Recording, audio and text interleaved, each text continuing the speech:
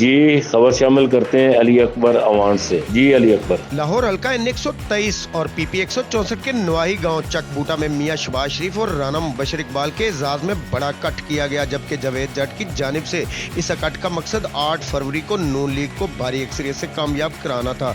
इस मौका पर चौधरी ताहिर जट, चौधरी साजिद अमीन, चौधरी इम्तियाज बुल्लर, चौधरी वकील चीना, जावेद अब्दुल्ला, मियां महबूब अनीस म्यू, चौधरी नदीम काहलू, अवैस चीना समेत दीगर ने मियां शहबाज शरीफ और राना मुबशर इकबाल की नुमाइंदगी की और राना मुबशर इकबाल के हमरा स्टेज की जीनत बने। जबकि इस मौका पर अवाम की जानिब से राना मुबशर इकबाल के हक में नारे बुलंद करके वालिहाना मोहब्बत का इजहार किया।